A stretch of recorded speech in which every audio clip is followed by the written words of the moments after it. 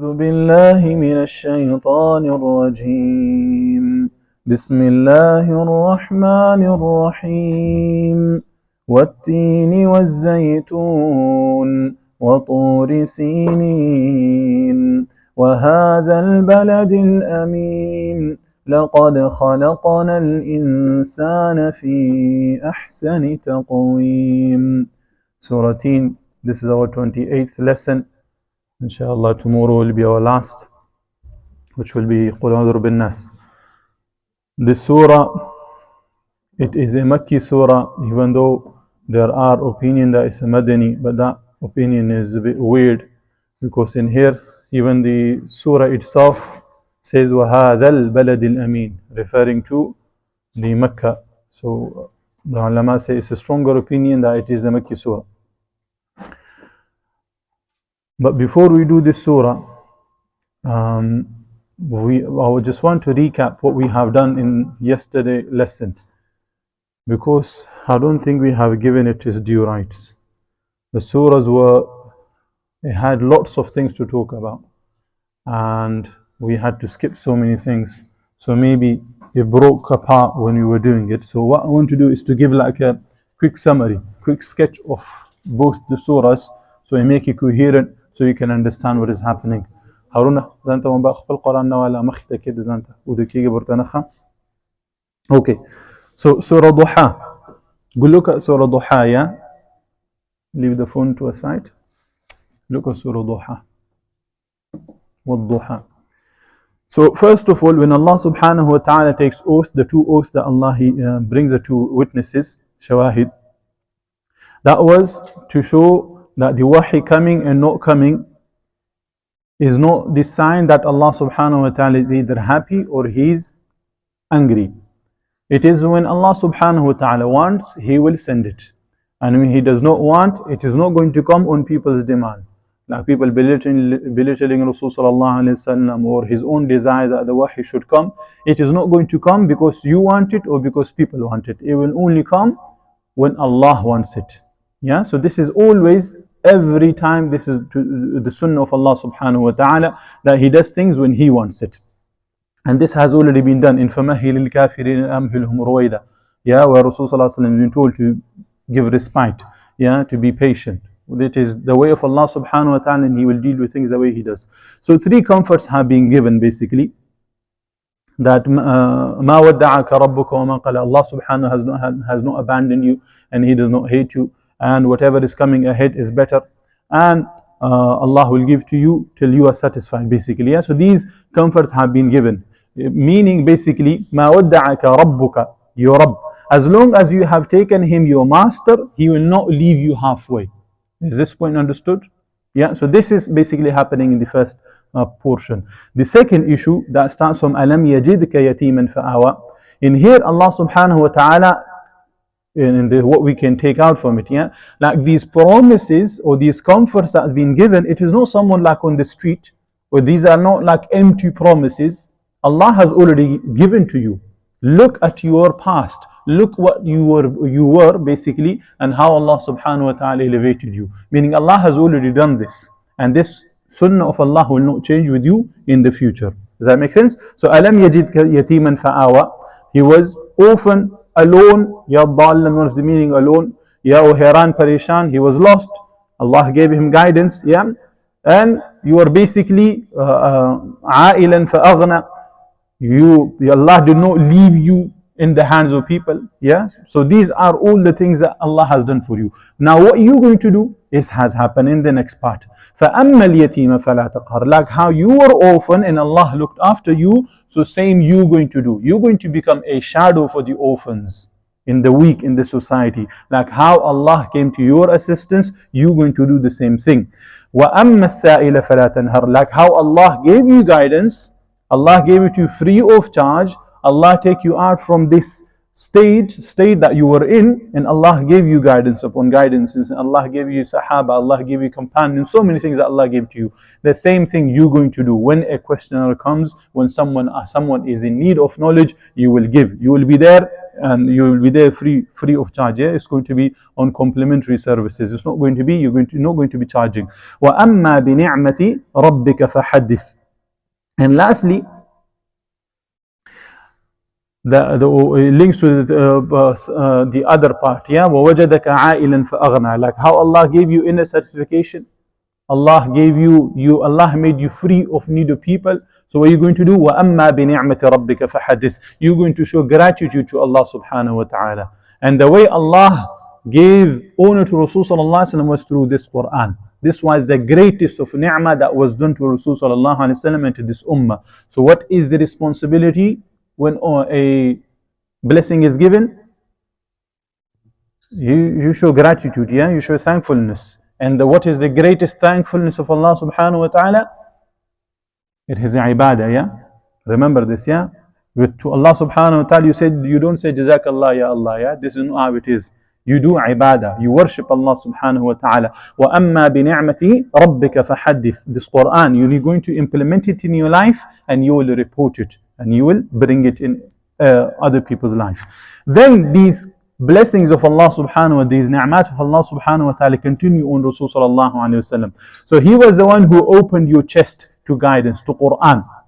With this he removed all difficulties in spreading the message. Basically, you having tabidar companions, they became your body, they became your army basically that helped you out in this, they stood with you basically in this mission. So this are from there. Protection from sins. Allah subhanahu wa ta'ala removed Rasul sallallahu alayhi wa sallam from the sins. Yeah, the sins are a burden. Yeah, like it says, الذي وضعنا عنك وزرك الذي أنقض ظهرك. Yeah, that these sins, these are a huge burden if it comes on anyone. Yeah, and some mufassirun, just one point that I did not mention in the previous lesson. Some mufassirun mention that in here this burden that was removed from Rasul sallallahu alayhi wa sallam, na'udhu billah, that he did some sort of mistakes in his past and then Allah forgave it. Yeah, and they come according to this kind of mentality. However, that is wrong. That is completely wrong. Rasul sallallahu alayhi wasallam was free from beginning, right from the beginning. He was on fitrah. He did not commit any mistakes whatsoever. And on that, I'm not saying this because of out of love for Rasul sallallahu alayhi wasallam or just because he is a prophet, because Allah subhanahu wa ta'ala made his age as evidence. لَعَمْرُكَ إِنَّهُمْ لَفِي سَكْرَتِهِمْ يَعْمَهُونَ. His own age was made evidence to the people that look at my life, what I have been through, I have been with you, I have spent my life with you. Meaning you cannot find a single fault in it. What does that show? It's completely pure. Yes? And in a hadith, yeah, where Abu Sufyan was with Herakl, you can look at that hadith, where Ja'far, where he went to forgot the name, yeah, Abyssinia, there, where the Habashi, when he spoke to him, yeah, all this reference of Rasul sallallahu alaihi wasallam age and his life in the thing has been given, and that has been made as evidence, meaning there was no fault whatsoever in Rasul sallallahu alaihi wasallam. This was in public, and of course, hiddenly, only Allah knows, but Allah will not give prophethood to someone who is something in the front of people and then something when he's hidden, like a munafiq. So Rasul sallallahu alaihi wasallam is completely free from whatsoever. So that opinion of the so-called ulama is wrong, that Rasul sallallahu alaihi wasallam had sins and then or mistakes and Allah forgave him by saying الذي انقضى ظهرك ووضعنا عنك وزرك الذي انقضى ظهرك. So that is a wrong opinion. Okay, but basically continuing with the surah. So Allah subhanahu wa ta'ala gave you a tool with which you could take out, this is one way we said, yeah, with which you could take out the people who were in darkness, they were in the filth. Allah gave you this book. Allah opened your chest in a fashion that you could absorb this Quran. This is huge. Like Allah has said this in Surah Hashr, that if it was to come on the mountains, it will shatter the mountains. Yeah, Allah gave you the capability that you can take it in. So this is a huge, so Allah made this easy for you, yeah, and so on. Now, فَإِنَّمَا وَرَفَعْنَا لَكَ ذِكْرَكَ, and Allah raised your dhikr. Allah raised your dhikr. What is the dhikr for Rasul sallallahu alaihi wasallam? What is in front of you? Quran. This is the dhikr. This is the book of Rasul sallallahu alaihi wasallam. How raised and high it is, we have seen this throughout, and we will see it as we go along. Yeah, we don't need to expand on this. And from the dhikr of Rasul sallallahu alaihi wasallam, either his mention is other thing, and we know that in the Quran, and we know that in our lives as well. So that does not need to be mentioned. فَإِنَّ مَعَ الْعُسْرِ يُسْرًا إِنَّ مَعَ الْعُسْرِ يُسْرًا. Now in here, so what you need to do, you need to stay firm. You need to stay with Allah subhanahu wa ta'ala with this dhikr. And difficulties will come, issues will come, and you need to put yourself in difficulties. You need to put yourself in difficulties. فَإِنَّ مَعَ الْعُسْرِ يُسْرًا إِنَّ مَعَ الْعُسْرِ يُسْرًا. Like we said, what was the Aqaba? Remember, yeah? What was it? I forgot the ayah. We studied this in Surah Balad. وَمَا أَدْرَاكَ مَا الْعَقَبَةِ. What is Aqaba? Yeah, this difficult pass. You need to hit that. You need to stand firm. You need to do so many things for Allah subhanahu wa ta'ala. You need to abandon your friends. You need to abandon your families. You need to abandon your events. You need to abandon your prom parties, your gaming friends, your cinema friends, your swimming friends, and so many friends. So you need to get ready for difficulties. And when you stand up for difficulties, with these difficulties, Allah will bring ease. فَإِنَّ مَعَ الْعُسْرِ يُسْرًا إِنَّ مَعَ الْعُسْرِ يُسْرًا. And this is not like, oh, you have achieved one task and that's the end of it. You will do more. You will stand up to more filth. You will stand up to more filth. You will stand up to more filth till you establish Islam, Quran in your household, in your locality, in the world, everywhere. Yeah, so you will stand up. So فَإِنَّ مَعَ الْعُسْرِ يُسْرًا. You will stand up, the help of Allah will come. Does that make sense? So I'm linking it in a different fashion than what we did last time. Yeah. فَإِذَا فَرَغْتَ فَانْصَبْ وَإِلَىٰ رَبِّكَ فَارْغَبْ. So what is you going to do? You're going to keep your connection with Allah subhanahu wa ta'ala fresh all the time. So you will turn to Allah subhanahu wa ta'ala all the time, and let when you give da'wah, when you implement things, do not become this your personal goal. This is not your thing. Remember this, yeah? إِلَىٰ رَبِّكَ فَارْغَبْ. This is the mission that has been given to you from Allah subhanahu wa ta'ala. So you're not going to, for example, someone does not accept when you give them da'wah, you're not going to like the guy, yeah? And you're going to have personal issues with the guy. No, you have given, you will do that. You have done it for someone. So do not make sure this does not become your personal achievement or your personal commitment. This is not your personal thing. This is for Allah subhanahu wa ta'ala. So you will always be there, you will always be pushing it, and you will not care whether they are your dad or whether this is your enemy. Whoever is on the right, you will stand with them. And it will continue. Why? Because it is the work of Allah subhanahu. It's not your personal affairs, yeah? It belongs to Allah. إِلَىٰ رَبِّكَ فَارْغَبْ. Okay, this was, I hope it made sense, yeah? What thing, yeah, itself. This is the surah that we meant to do. What is the claim of this surah? Remember this claim and then you have understood the surah. This is إثبات توحيد وتشجيع على التبليغ. That the affirmation of Tawheed and showing guts, showing bravery in the spreading of it, of its tabligh of it. So this is the claim of the surah. On this, Allah subhanahu wa ta'ala brings few prophets that they have done the job. So there are people that have done it before, so you will follow their footsteps. We will talk about that. Now what this surah is talking about, it is all Tawheed basically, yeah? Look at the surah. So Tawheed, the claim of the Tawheed, it says لَقَدْ خَلَقْنَا الْإِنسَانَ فِي أَحْسَنِ تَقْوِيمٍ and أَلَيْسَ اللَّهُ بِأَحْكَمِ الْحَاكِمِينَ. Ayah 4 and 8. The beginning three ayahs bring four witnesses for Tawheed, yeah, to affirm Tawheed. In the fourth ayah, Allah subhanahu wa ta'ala says that this human itself, لَقَدْ خَلَقْنَا الْإِنسَانَ, was born, created with faculties, with systems that could recognize Tawheed and believe in Tawheed. Yes? So this is your nature basically. After this, thereafter Allah subhanahu wa ta'ala mentioned two groups, the one who abide by Tawheed and the one who does not. Yeah, they're next. At the end, Allah subhanahu wa ta'ala mentioned a day where you will be asked about this option of yours, whether you are to abide or not. Meaning you are not left with your choices. You will be asked question at the end. Okay. Now, continuing to the surah. In here, the other day I was discussing with one of the brothers, yeah, and this topic came in, and Allah subhanahu wa ta'ala responds beautifully. So this surah is basically talking about the situation. Like the current philosophical minds, these big giants guys, yeah, they will put it out there that the human likes to do evil things. They like to, this is in their nature, yeah, that they like to do evil stuff, yeah, like zina, adultery, and this rubbish and this rubbish. That meaning this is within their nature. That's what they prefer. However, even though if you look at the current world and the system, yeah, look at the lands that you have links with. People will kill, people will do anything for the smallest things, yeah? In Pakistan, Afghanistan, no, in Afghanistan now, yeah, they're good now. But in Pakistan, yeah, for a small phone, Nokia phone, they will kill, yeah? They'll do that.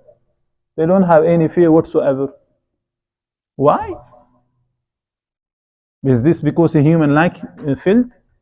You look at the leaders, look at the Muslim land leaders, what they are. Look at every tyrant in the world.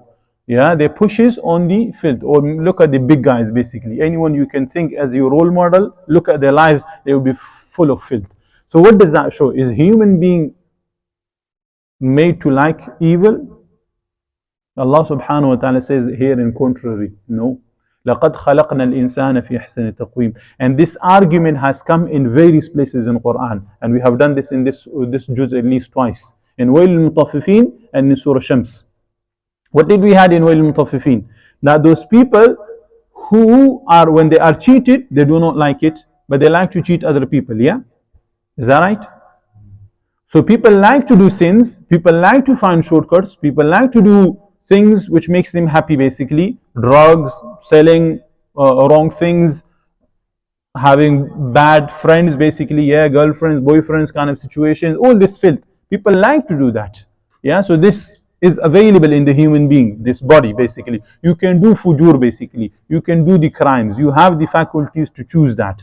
However, you have the other faculty to choose that which is taqwa, that which is go nearness of Allah subhanahu wa ta'ala, and you by nature like that, and that is shown in Wail Mutaffifin. Like if anyone liked filth, if anyone liked crimes, yeah, if anyone liked crimes, I will go and slap the guy without reason, he will be like thank you, yeah, or I will steal from the guy and he will say thank you, or I will do crimes, whatever filth I can do to the guy, and he will not going to have any issues with it. He will appreciate it. Yes, it's a very good thing you did. Yeah, but do you ever see that in the society? No, they do not like it. Like Wail Mutaffifin, yeah, the guy becomes angry, the guy becomes abusive, the guy becomes aggressive. Like, why have you taken away from me? Meaning he does not appreciate it, even though he does it himself, but he does not appreciate it. A killer, a sinner, a adulterer, whatever the guy is, he will not like to deal with same guy as him.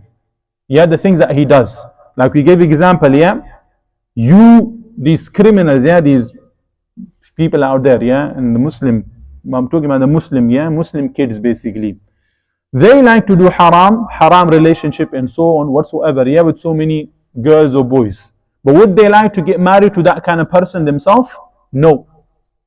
They would not like to get married to a girl who's been with 20 boys, or a girl would not like a person who is like a pimp, yeah?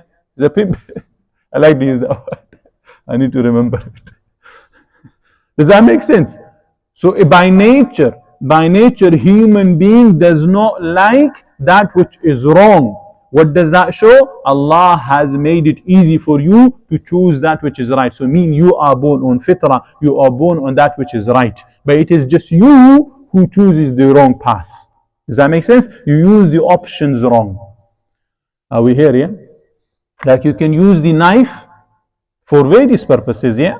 You can think about it. So same thing, you have been given the systems that you can utilize it the way you want. And this is what has come in here. That وَالتِّينِ وَالزَّيْتُونِ, the prophets that have been mentioned in here, لَقَدْ خَلَقْنَا الْإِنسَانَ فِي أَحْسَنِ تَقْوِيمٍ. These are actually proof that look at what those prophets did. They had the best. Yeah, so the human being that Allah has created are on good. They chose the good. Even though around them was filth, everyone was doing crimes, but they were on the best way. They were on their fitrah. They were on with Allah subhanahu wa ta'ala, meaning they chose the right paths. Okay. We'll continue to, and some ulama say, yeah, They say it in a beautiful fashion, which links the entire surah basically together. That the basic fact outlined in the surah is that Allah subhanahu wa ta'ala has given man an upright nature. This is essentially in perfect harmony with the nature of faith, with the iman basically. Yeah? With faith it attains its ultimate perfection, but when man deviates from its upright nature and from the straight path of faith, he sinks into the lowest hole, for worse than animals. So this faith, this Quran or Rasul sallallahu alayhi wasallam or the wahi or any mu'jizat that comes, these are not for you to take you for you to change your fitrah basically. Yeah, it is for you to enlighten your fitrah, the things you already believe in. These are not something completely different out of the world. Yeah, like Quran, we said about this. Yeah, why is Quran called a dhikr? Is a reminder. Who remembers that point? Why is the Quran called a dhikr? Reminder. Because you already know about something. He only reminds you. It is not telling you, it's not a discovery. Yeah, you're not discovering anything. It's not like an experiment. It is like you already know. Like I gave example of this Umar and Amir. He might know what's your father's name? Did you remember your dad now? Yeah, he remembered. But if I said, do you know Abdul Shams? One mushrik guy, yeah? Would he remember? No, because he doesn't know it. So he cannot remember something which he does not know. He will remember only that which he knows. So same thing with the nature, you know already. The Quran and the Sunnah and the Prophets that has come is only to give it this freshness, to refresh what you already believe in. Does that make sense? To give it, to align it. Wallahu alam. Bismillah. Oh, we have left the linking. And we have already done about 20 minutes. So we haven't started it, yeah? Okay, so the linking. So the previous surah ends on Tawheed. Ila rabbika farghab. Yeah, it's finished on Tawheed. Yes? And this surah starts from Tawheed itself. وَالتِّينِ وَالزَّيْتُونِ وَطُورِ السِّينِينَ. Yeah, it talks about those people who believed in Tawheed. Yeah? So Tawheed continues. It is one coherent statement. The surah before it, it says Duha and Alam Nashrah. They were discussing the human is spiritually, yeah, the nafs itself. Now in here both are combined. لَقَدْ خَلَقْنَا الْإِنسَانَ فِي أَحْسَنِ تَقْوِيمٍ. Your body, yeah, as well as is perfect. Check out the sciences of it. You will find out what we're talking about here, as well as the nafs, both. Yeah, so it comes together. Previous surah had sadaqat Rasul, the truthfulness of Rasul, of the prophethood. Ya alam nashrah laka sadrak wa duha, and so on. And in here it is the sadaqati or his tawheed, yeah, which confirms. So Rasul sallallahu alaihi wasallam has come to put a light to clear the tawheed for you. So the tawheed, the thing that you believe in, comes to light. And there are so many other, but we leave that, yeah, because we want to do the surah. Bismillahir Rahmanir Rahim. In the name of Allah, the one who is Al-Hakim, Adil, Hakimul Hakimin. Ar-Rahman, the entirely merciful. His blessing has been made available in the form of teen and zaytun. Ar-Rahim, the especially merciful. He kept far the pious from Asfal as-Safilin. Wa-teen wa-zaytun, by the fig and the olive. There are lots of opinions with regards to these first two ayats basically, yeah. Some of them say that these are actually what has been mentioned basically, yeah. Wa-teen wa-zaytun basically. These two things that have been mentioned. What they are, basically talking about the fig and talking about the olive. So meaning these are blessed fruits or blessed things basically itself. If that's the case, yeah, then you can look at the way they have been created, the way the harvest start from all the way from the plant, from the earth, yeah, and the processes that involve the water cycle and photosynthesis and whatever, yeah, all those things you can look at. That gives this life, that gives this survivable situation for these plants to grow, and then it will take you to Allah subhanahu wa ta'ala. Because at the end of the day, the surah and the entire Quran is for you to take you to Allah subhanahu wa ta'ala. So you look at the creation of Allah, and then it will take you to Allah subhanahu wa ta'ala in that fashion. However, this opinion does not seem to be a strong one, because the next two things, ayat wa turi sinin wa hadha al-balad al-amin, talks about places. Yeah, so it changes the subject. So what happens basically, that the ulama say that this is a mention of the place, makan, and by this it means makin, the one who lived in there. Yeah, like maqamat, yeah, basically places that are known after people. or places that are known after things. Yeah, like some places, certain things will grow a lot, or certain things are cooked really nice, and those places are named after that. You will know this in Pakistan, in England, everywhere. Yeah, they have places named after people. So same thing, and that opinion is stronger because it links with the next two ayahs. So these are basically the places which are named after people. And we are talking about here who? People, I mean what? What does the people mean in here? We're talking about prophets in here, yeah? There are opinions in here again, yeah. Every time we go somewhere, there are opinions, but I'm going to skip those, yeah. We'll just link it with one prophet, which is Nuh alayhi salam. And they say this is known as Jabalitin, and they say like it comes in the Quran, wastawa al-Judi, yeah, that his ship stopped at Al-Judi, and they have their opinion. So basically this is around Iraq and Palestine area. So this is one place. So just remember the prophet name. The other one is was Zaytun. This is the place where Isa alayhi salam was born, yeah, and this comes in Tafseer ibn Kathir as well as in Bible, yeah. There it says وَكَانَ فِي النَّهَارِ يُعَلِّمُ فِي الْهَيْكَلِ وَفِي اللَّيْلِ يَخْرُجُ وَيَبِيتُ فِي الْجَبَلِ الَّذِي يُدْعَى جَبَلِ الزَّيْتُونِ. Just remember Jabal al-Zaytun, yeah. This is which part, which ayah recited? Oh, this is a Bible, you. That was a Bible in Arabic I recited to you. There was the word Jabal Zaytun, yeah. So in there says Luke, yeah, 21:37. There it says, and in the daytime he was teaching in the temple, and at night he went out and abode in the mount that is called the Mount of Olives. Who is he talking about? Isa alayhi salam, yeah.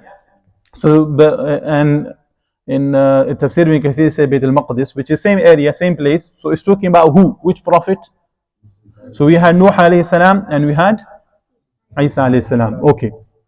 Now how are they linked? Where are we taking out? In here, Allah subhanahu wa ta'ala informs you, like those people who did not obey the commands of Allah subhanahu wa ta'ala, in these very places, the decision of Allah came on them. The retribution of Allah came on them. Nuh alayhi salam, they did not listen to him. Yeah, even his own son was destroyed in this same situation. Yeah, Isa alayhi salam, his people did not, the people who were bankrupted basically, yeah, they were corrupted. So Allah subhanahu wa ta'ala sent a different son of Ibrahim alayhi salam to take over the kingdom from the Jews. So Isa alayhi salam, so this shows that the decision or the retribution of Allah subhanahu wa ta'ala has taken place because they did not live according to their fitrah. لَقَدْ خَلَقْنَا الْإِنسَانَ فِي أَحْسَنِ تَقْوِيمٍ. So they were replaced basically. Continuing forward, inshallah, it'll make sense later on. Ayah number 2, وَطُورِ سِينِينَ, and Mount Sinai. This is, who knows what prophet this is going to be? Musa alayhi salam, yes. Yeah, Musa alayhi salam is referred in here, and there is talk about what they are. Basically, Musa alayhi salam, in here he was given nabuwa.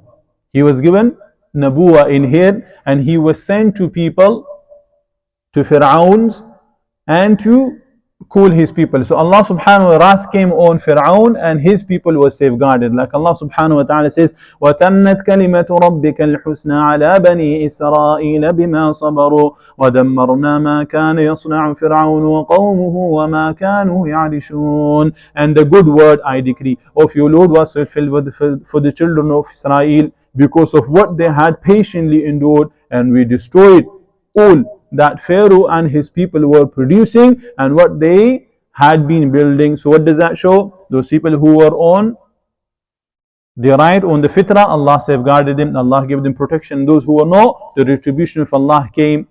Yeah, does that make sense where it's going to? Yeah, it's actually linking with لَقَدْ خَلَقْنَا الْإِنسَانَ, because all these oaths have come for this very purpose, for this ayah. The next one, وَهَذَا الْبَلَدِ الْأَمِينَ, and this secure city.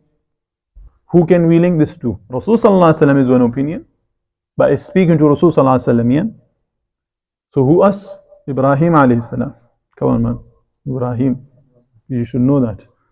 وَمَنْ دَخَلَهُ كَانَ آمِنًا. Yeah? This place Allah subhanahu wa ta'ala made a place of safety because Ibrahim alayhi salam made dua for it and Allah gave that to him. And in there it says, and we have already studied this, yeah, in Surah Quraysh, فَلْيَعْبُدْ رَبَّ هَذَا الْبَيْتِ الَّذِي أَطْعَمَهُم مِّن جُوعٍ وَآمَنَهُم مِّن خَوْفٍ.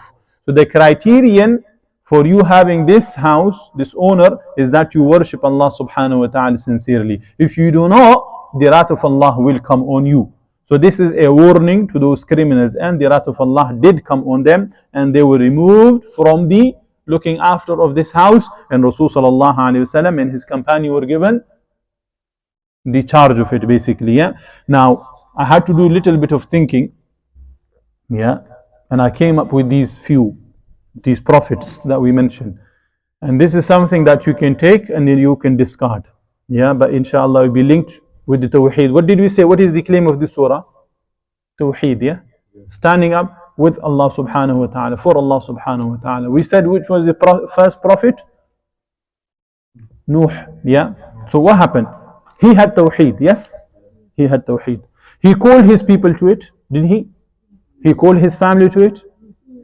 Did all his family believe? No. So what is he going to do? You need to be ready to sacrifice your family for Allah subhanahu wa ta'ala. Ready? Are we here? This is from Nuh alayhi salam. Second, Isa alayhi salam. He had Tawheed? Yes. His family was believer, yeah. Maryam, all the people he was with, yeah. So his family were believers. But no, the community. The community were after him. So you need to be able to stand up against your community. Does that make sense? If they want to kill you, whatever they're going to do, you need to be able to stand up with Tawheed against your community. So we had two things now, yeah? Ready to stand up against your family, ready to stand up against your community, your people. Number three, Musa alayhi salam. He had Tawheed, yes? Indeed. He called his people to it. His family, his people believed, yeah, Bani Israel were believers. His family was good as well. However, the ruler at the time, what did he believe in? Fir'aun. No. He was against it. He did not believe in it. Did Musa alayhi salam stood his ground, or did he give up? He stood. So you should be able to be ready nationally. Does that make sense? National. Ready to stand up against any rule of law that is secondary if it comes against Allah subhanahu wa ta'ala. So we have now family, we have community, we have now nationwide. Now come to Ibrahim alayhi salam. He was alone. All around him were pagans.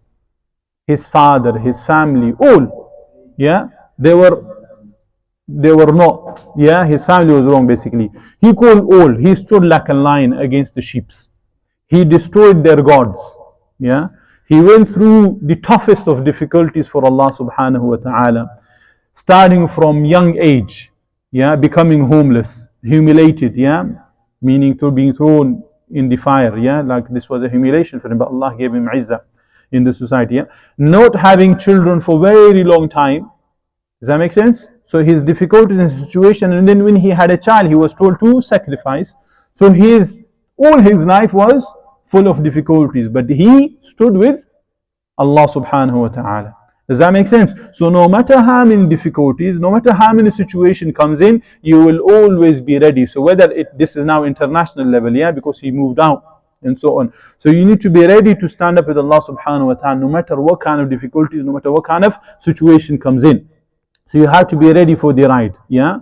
But no, you are in safe hands with Allah subhanahu wa ta'ala. Like how the help of Allah came to these prophets, same it will come to you. But if you do not like to be, yeah, if you do not want to be on this, you will in this dunya you will enjoy your ride going up and enjoying and things like that. But when you fall, it's not going to be a happy situation. Asfal as-safilin. Does that make sense? This will come later on. Going to the ayah, which was the Jawab Qasam, we have already done the answering for it, but we'll just mention one or two things. لَقَدْ خَلَقَنَا الْإِنسَانَ فِي أَحْسَنِ تَقْوِيمٍ. We have certainly created man in the best of stature. Some ulama takes it mean talking about the physical body and how he's been created, how he stands up straight, unlike animals and things like that. So they related to that. So this is one, meaning you can ponder over the sciences of this human being, you will come to this conclusion. However, in here, في أحسن تقويم, it relates to the fitra that Allah subhanahu wa ta'ala has created. This is a better opinion, so we will take that. Meaning Allah subhanahu wa ta'ala in your body has created all sorts of faculties and systems that you can recognize that there is a master, there is a creator. Anything which is amazing, which is beautiful, which has some sort of cleverness, it has to have a designer, it has to have a fashioner, it has to have a craftsmanship which is above them. Yeah. So this world, this universe, which is amazing, which is clever, which is an amazing design, everything are so perfect. It needs to have someone who is more perfect, who is more wiser, who is a better in everything that can design this. Does that make sense? So you have been given these faculties, you have been given the system to recognize Allah subhanahu wa ta'ala. And there is a story that has come in Qurtubi, but we'll miss that, we'll leave that. Yeah, it's a nice story, but we leave it. We want to do the Quran stuff. ثُمَّ رَدَدْنَاهُ أَسْفَلَ سَافِلِينَ. Then we return him to the lowest of low. So you disgraced yourself, you left Allah subhanahu wa ta'ala, now this is your situation. Yeah, a similar verdict has come in Surah Hashr, where Allah subhanahu wa ta'ala says, وَلَا تَكُونُوا كَالَّذِينَ نَسُوا اللَّهَ فَأَنْسَاهُمْ أَنفُسَهُمْ أُولَٰئِكَ هُمُ الْفَاسِقُونَ. And be not like those who forgot Allah, so He made them forget themselves. Those are the divinely disobedient. Now there are two ways of understanding this. Yeah, one, they say it relates to old age. This has come in Surah Nahl, ayah number 7.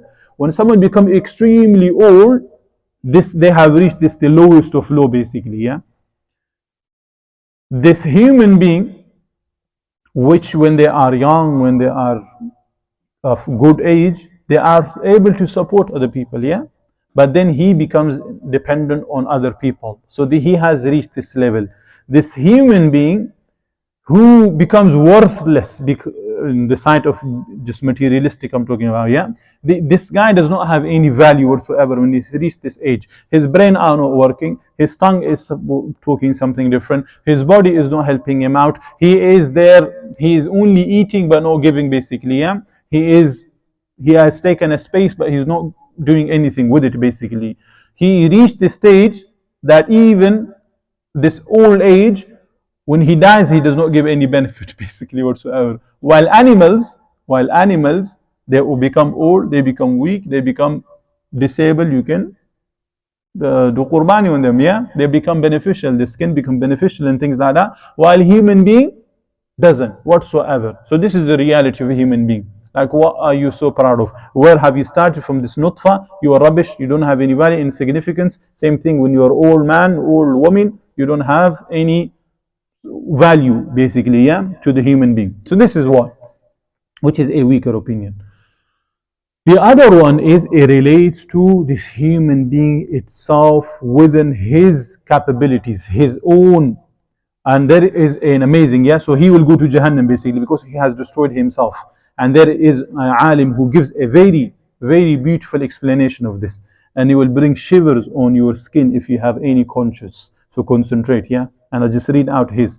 So he says, this ayah is a reference to the law and practice of Allah subhanahu wa ta'ala regarding human being. Since man has been given the freedom to exercise his intention and will, it depends upon his own attitude whether he remains the best of Allah's creation or reverts to a lowly state.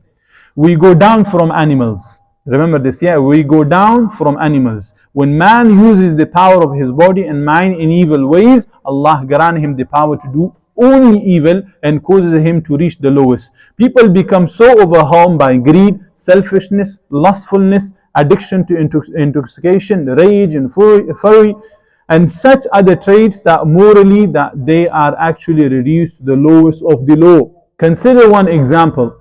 When a nation is blinded by his hostility to another country, it surpasses all savages. Yeah, like a savage beast in barbarity, basically. A wild beast preys upon its victims only for the sake of food. It does not resort to a general massacre, but man resorts to general massacre of his own kind. The beast only uses his claws and teeth, but man, who has been created in the best mold, invents the guns, rifles, tanks, aircraft, atom bombs and hydrogen bombs and so on. that he can instantly destroy a huge population basically. The beast only kills or inflicts a wound, but man invents such painful methods of torturing men like himself as cannot even be imagined by a beast. We have seen that, yeah? The gases that people use, the cutting of the skins, the cutting, removing of the nails, all these things. Human does this, yeah? This human being. Then to wreak his vengeance, his anger, yeah, and fury on his enemies, he forces the women to march out in naked processions. They are subjected to rape by tens and twenties of men. They are dishonored before their eyes of their father, brothers and husbands. Children are massacred in front of their parents. Mothers are forced to drink their children's blood. Human beings are burnt and buried alive. There is no wild species of animals in the world which may equal this human being barbarity in any degree. The same is also the case with other evil traits. Man proves himself to be the lowest of the low in whichever evil he indulges in. So much so that he degrades even religion, which is the most sacred thing for man.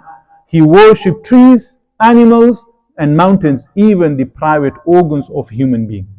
Yeah? This is the stage human being reaches. He becomes from asfal as-safilin because he have lost his fitrah. He does not have Allah in his life anymore.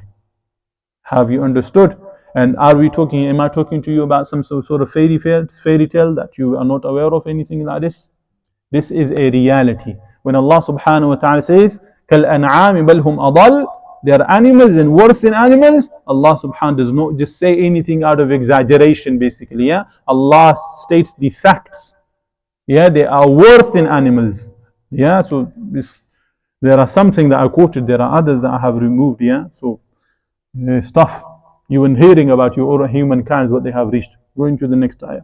إلا الذين آمنوا وعملوا الصالحات فلهم أجر غير ممنون. Except for those who believe and do righteous deeds, for they will have a reward uninterrupted, something ceaseless and ending. We said earlier, yeah, we were talking about the old age, one of the opinion. That opinion does not go along with this ayah, because Muslims, they become old age, they reach that stage where they become in need of other people, and they believe in Allah, they believe in Tawheed. So that opinion cannot go along, even though some have said that, oh, people who learn Quran and they have this and that, and they do not reach that stage, Allah has safeguarded them from that. But this, we leave that to aside. Yeah, this opinion that it relates to the actual fitrah, it actually believes the thing which belongs to every single human being. Whoever destroys it, they have become the worst of the scumbags basically. Now, a few things I want you to ponder over here in this ayah. Allah says amanu. What is amanu? What is amanu? Belief, yeah, belief in Allah subhanahu wa ta'ala. You creed. Where does word comes from, and what does it really signify? It comes from amana, yeah, to be at peace. To be at peace and not with war with your fitrah. Does that make sense? Which relates to the actual point of the surah. You are at peace with your fitrah and not a war with the fitrah. Your fitrah wants to do good things, but because you like to do shortcuts, you like to come around, yeah, short ways, you like to enjoy your body basically, your fitrah wants something different. Your fitrah would not like that the same thing to happen to your mother, your sisters, and so on, but you like to do it because you are an animal. So you are at war with your fitrah basically. Become at peace with your fitrah. Become at peace with your natural instincts. Does that make sense? Okay, that's amana. What is salaha, which is coming in the same place? وَعَمِلُوا صَالِحَاتِ صالحat. And they do good deeds. For salihat, what is a salaha? Now you are at peace basically, yeah? Now you need to fix the damages that have been done, yeah, that have been done previously. So to correct something, to bring something in order, basically you upgrade. So you believe in your fitrah that Allah has given to you. With this Quran, you're going to upgrade it and upgrade it and upgrade it all the time. Is that understood? وَعَمِلُوا, yeah? وَعَمِلُوا الصَّالِحَاتِ. This is amal, yeah, amal. What is amal? What does it entail? Who remembers the hadith? The first hadith of Bukhari. نَمَا الْأَعْمَالُ بِالنِّيَّاتِ. Amal means you need to have intention. You must have become ready to do something, meaning you will have to put your sweat. You need to be ready to do things. So you will come out with full force. You're not going to lay down somewhere and then you think things are going to happen. Yeah, like fa'alu is something like you blinking, you breathing and things. These are unintentional. But the amal in here, you will have to do with intention. You will have to have the eagerness to complete. Yes, you need to be able to come out and do it. Then these are the amal. Yeah, does that make sense? Yeah. And there are other things that we can leave to aside.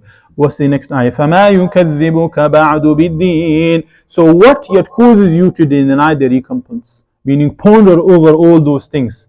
How can you deny the day of judgment? Yeah, just take a situation which is we'll discuss that in the next. But this is like interrogation style. Yeah, that there is nothing whatsoever that can give you good enough reason for you to deny the day of recompense. There's like nothing whatsoever. Yeah, you own yourself, your own fitra, your own natural instinct is evidence and it is a witness against yourself. Does that make sense? What is you require? You like to do something good and you don't like to do something which is wrong. What does that show? You like justice. The one who have given you justice, wouldn't he like the justice? He would.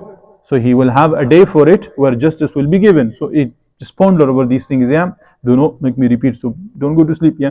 Now the last ayah. أَلَيْسَ اللَّهُ بِأَحْكَمِ الْحَاكِمِينَ. Is not Allah the most just of judges?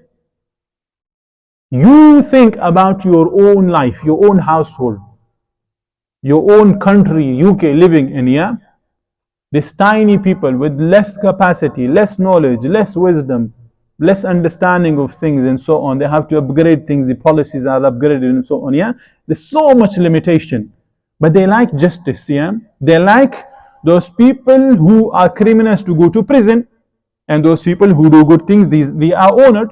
No one going to make a criminal and a free man stand in one line. Yeah, your own dad at home, he will not appreciate that one son who is evil, who has bad tongue and so on and bad manners, he will not put that same son name in the same sentence of honor with the one who is good. Yeah, does that make sense what I'm saying? Meaning even you can recognize, you can see this. Then the one who has created all those things, the one who has sent prophets upon prophets, the one who has facilitated this dunya, all these things for his way, for his hukum, for his qanun, and now you're going to go against it and he is going to let you off. How does that make sense? How are you even, your brain, does it even work or not? Ya ayyuhal insanu ma gharraka bi rabbikal kareem. O human being, what has deceived you? What has scorned you concerning your Rabb the generous? Do not take his Ghafoor and Rahim, his Kareem and Wadud, his attributes, and deceive you that Allah is not going to bring justice. Allah is not going to do justice to the people. Allah is not going to take account for those people who has violated his ways left and right. It is just a stupidity of people, the way people think. And Allah has said the same thing in so many places in different Quran. إِنَّ اللَّهَ يَأْمُرُ بِالْعَدْلِ وَالْإِحْسَانِ. And surely Allah commands to justice and fairness. If He commands to it, is He not going to fulfill it? Allah subhanahu wa ta'ala already give reprimand on this behavior. Ya ayyuhalladhina amanu lima taquluna ma la taf'alun. Oh people, why do you say things that you're not going to do? So you think Allah is going to say something and He's not going to do it Himself. Does that make sense what I'm saying here? Yeah? Are you here with me? Allah will definitely bring justice and He will bring fairness. Those people who have violated the rights of Allah, they will be given punishment. Those people who have gone for the sake of Allah and they have endured even the tiniest of things, Allah will give them reward. Does that make sense? Are we here? Yeah? And there are so many other things that we could have mentioned. But lastly, one point with this surah and then we do the linking. There are weak hadiths basically where they say, whoever says man qara minkum bitini wa zaytun, they should say أليس الله, or finish أليس الله بأحكم الحاكمين, then you should say بلى وأنا على ذلك من الشاهدين.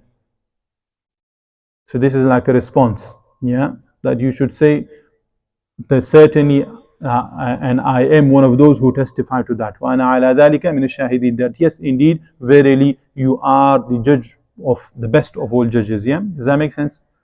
Is that understood? And there are other places that we mentioned previously. Now linking the beginning and the ending. The prophets that were mentioned at the beginning, they followed, so and those who follow their example are the one whom have really recognized their true potential basically. They are fi ahsani taqweeb. which enforces Tawheed, yeah? Which enforces that no one order can be prioritized over Allah subhanahu wa ta'ala. Alaysa Allahu biyahkamil hakimin. Does that make sense? How it's been linked, all of it together. The entire surah. The prophets that have been mentioned and those who followed them, they were on fi ahsani taqweem, on the best. And that enforces Tawheed. And that enforces alaysa Allahu bihkamil hakimin, that you make Allah's qanoon, His justice, to be on the highest in your life. Once you have this, what's going to happen to you? You will be safeguarded from asfal as-safilin, and you will be given falahum ajrun ghayru mamnun. Does that make sense? The entire surah, all the ayahs are linked together. There are many others, but we leave it to this. Your brains are shut and you're making me lose mine as well. MashaAllah. You guys been here for a very long time. Most of you have been. And today is our 28th lesson. Yeah. Tomorrow, inshallah, we will finish. But Jazakallah khair. May Allah keep you with Quran. May Allah keep you strong with Quran. Barakallahu li wa lakum fil Quran al-azim wa nafa'ani wa iyyakum bil ayati wa dhikril hakim.